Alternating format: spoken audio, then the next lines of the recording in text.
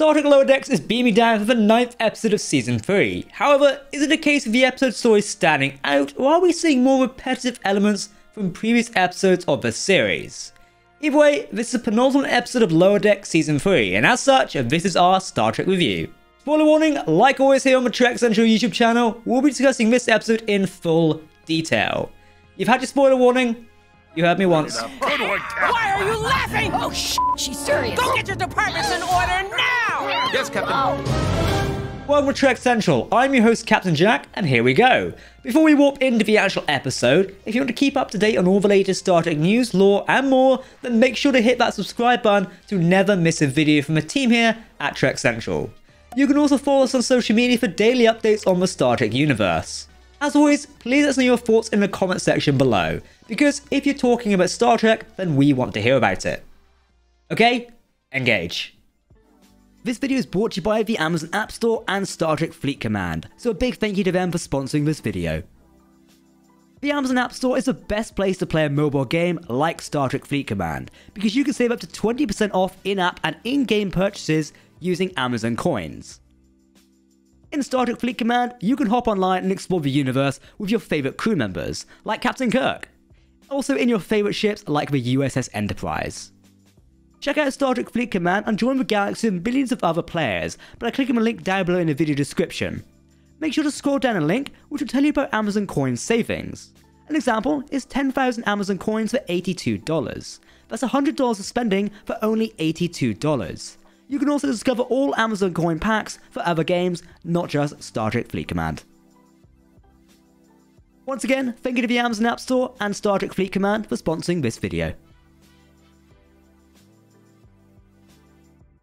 The basic premise of this episode is that Captain Freeman has set up an initiative to check on planets which Starfleet have done first contact, to see how they're all getting on. Probably in light of missions to planets like Beta 3, where we saw Freeman getting frustrated that Starfleet only does something when things get bad again, so maybe this is a follow-up from that point. Essentially, it's a nice continuation of a previous episode informing the plot of a future episode, which is always nice to see in a way that doesn't detract but adds to the episode at hand. While this test mission for Initiative is going on, the Cerritos has a journalist from the Federation News Network on board to oversee the mission and show it to be successful so they can do more of them. Weirdly, the journalist does more work on the Cerritos than on the actual Initiative, but I guess she could simply be doing two jobs at the same time, while on board the ship doing a story on it, which does make sense. I did really enjoy the aspects of this episode where we got a camera view of our crew being interviewed by the journalist. It very much reminded me of the DS9 interview of Inquisition, where Sloan did interviews with numerous crew members on Deep Space Nine, a favourite episode of mine. I think if the episode focused more on this view and was an interesting episode told through interviews of a mission, I probably would have liked it more.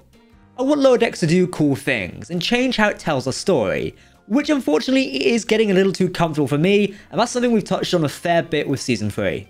An aspect of this episode I really didn't like was just Freeman's behaviour, with it being seen very much like a regression to Season 1 Freeman, who was very self-image obsessed. But it seems just like with Season 1, it's being how she deals with stress. It is stress which exuberates it here as well. However, she does go completely over the top with a punishment for Ensign Mariner, not even getting the facts first before she makes her verdict, hence the episode title, Trusted Sources, and we'll talk about this in a minute. Sending Mariner to Starbase 80 and actually pushing her so far that she resigns the Starfleet Commission and becomes partners with Petra Aberdeen, the archaeologist seen in Season 3 episode Reflections. This issue doesn't even stay at Freeman, with it seemingly also extending to Ensign Jennifer, who I think hasn't best handled this season. I know the show probably doesn't want to focus on relationships in its stories, it makes sense of what it's trying to do, but having this relationship set up, mentioned as going well, and only really having one episode of screen time is quite disappointing. Only Mariner's friends back her up, but Jennifer doesn't and seemingly ends a relationship there and then. We'll have to see where this goes, but I'm not overly confident on it, and it could be an easy cop-out to get rid of that relationship for storytelling.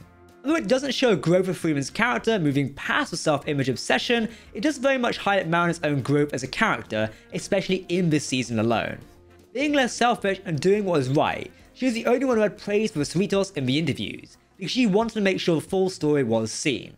She put aside her grievances to do some good, and unfortunately was misunderstood and punished for it. Finally, we do see why Starbase 80 is the butt of jokes in Starfleet, and it seems like it just has a very old equipment, using a Type 15 shuttle pod and having different uniforms as well, which looks very old. You know, I highly expect this entire episode to have just been a setup, and it isn't just the conspiracy of the temporal Cold War mentioned in this episode. Everything fell into place extremely well for Benimigo to showcase his new Texas-class starship to a Federation News Network reporter, probably to get good press and force Starfleet's hands to mass-produce these new prototype of fully automated ships. Right, am I the only one thinking of Star Trek Picard Season 1 when automated ships decimated Utopia Planitia? I know they were done by the drones or the happy droids, but not happy, the smiley ones. You've got to put an image on screen. You know which one I mean. I can't remember off the top of my head for some reason. Was it the I hate droids? I don't know. It's not a good idea. The Breen were very conveniently waiting on Brecker, and it seemed to only have arrived recently due to the presence of civilians there who were shot on sight. Admiral Benimigo could have tempted the Breen there in some way, and used them as a perfect test for his new starships. And just a side note, I just say it's amazing we do see the Breen return in this episode. We haven't seen them since Deep Space Nine, and for a species which is just a Star Wars alien imported into Star Trek, they are a fan favourite. So getting a little bit more with them is amazing, and I want more Breen. But interestingly, they seem to have updated their energy dampening weaponry to work against Starfleet ships again. But I guess these types of weapons are always an arms race between offense and defense, and which works better. The idea of fully automated ships goes back to the original series with the Ultimate Computer M5, which failed due to its own sentience coming in effect and thoughts of self-preservation. But has Admiral Benimigo cracked the centuries-long issue with Starfleet, or could there be more at play? With this fully automated ship idea, not really coming to play in other series like Picard, as I mentioned, I don't think this particular experiment will be fully done well as it seems. Admiral Benimigo was only introduced this season as an admiral and friend of the Freemans, with even Mariner referring to him as an uncle. There are multiple avenues they could pursue with this, or even multiple at the same time, with some mysteries and other aspects set up during this season, like Section 31. First up is Rutherford's backstory. We learn the high-up Starfleet male officer was getting him to do off-the-book experiments, which eventually backfired, injuring Rutherford and got him to get his implant, which included removing the memories of his experiment. One of his mysterious man and Admiral Benimigo are the same characters, and this is a USS Pegasus situation with Benimigo, I can't pronounce that bloody name, instead of Eric Pressman. That's an easier name. A ship project that is highly confidential that could shift the balance of power in Starfleet. That was the Pegasus. Another option which we were reminded of recently is what if these ships are powered or at least controlled by powerful sentient AI? And what does Starfleet have a lot of? Evil AI, at the Daystrom Institute. If Starfleet found a way to control these AI, giving them an off switch or something, they could be used as tools to power these new weapons and control them. Probably not for long. And while we're talking about conspiracy, this could tie 100% back into the cliffhanger from last episode of Section 31. Still out there with Ensign Boimler, or sorry, Lieutenant William Boimler. Perhaps Admiral Benimigo is working Section 31 and securing the Federation against future threats by any means necessary. Also, they have a call to Defiant warships, so anything's possible. So overall, I think this was a good episode of Lower Decks, but near the end it was definitely rushing to accomplish what it wanted to do. Not letting us sit with a revelation of the Breen of this new ship, and it rushing to save the day. It all felt very fast and rushing to the end of a simply fast-paced episode. This could be the reason it feels more like a setup, but it isn't 100% true, but whether it goes that far is unlikely. The episode does however give us some interesting mysteries to ponder over which we might see furthered in the season finale next week, which is highly likely. Or even mysteries going further into Season 4. We've got to talk about the episode name, Trusted Sources.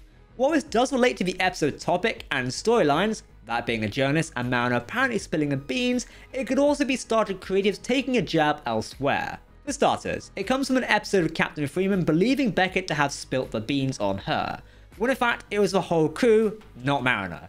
It could also be the case that Trusted Sources refers to the amount of misinformation there has been about the Star Trek franchise in recent years. I mean, this almost applies to most modern media franchises right now. Ever since the airing of Star Wars The Last Jedi and the return of Star Trek Discovery, sections of the internet have claimed various things that are not true. All this information stems from supposed trusted sources. Basically, there's no one to actually verify these claims. It's why you should only read legit websites like Trek Central or watch our YouTube channel, because when we claim something, it's usually correct. I'm joking, of course, but we do back up our sources, so you can read them down below or on the website. Simple. Now, as previously said, a big highlight of this episode was the inclusion of the Breen. However, as the author stated, it's just been them as an enemy revealed super late and then dealt with just as quickly as they were revealed. But it was still nice to see them and their ships, which I just absolutely adore. This didn't really feel like the penultimate episode of Lower Deck, because there's only one more episode left of this season. but we might feel differently when we get to the finale episode of the season and how well it connects to this episode. We'll have to wait and see. So, what do you think of the latest episode of Star Trek Lower Decks? Did it hype you up for the season finale next week? Are you excited for it? Or are you a bit like us and feel a bit meh about the whole thing? Let us know down below in the comment section, because as usual, if you're talking about Star Trek, we want to hear about it. If you want to keep up to date on the latest Star Trek news, lore, and more, then make sure to hit that subscribe button to never miss a video from the team here at Trek Central. You can also follow us on social media or join our community Discord server. But for now, I have been Captain Jack, and we'll see you next week with Star Trek Lower Decks, Episode 10 for Season 3, and Episode 11 for Star Trek Prodigy. Live long and prosper, my friends. Goodbye.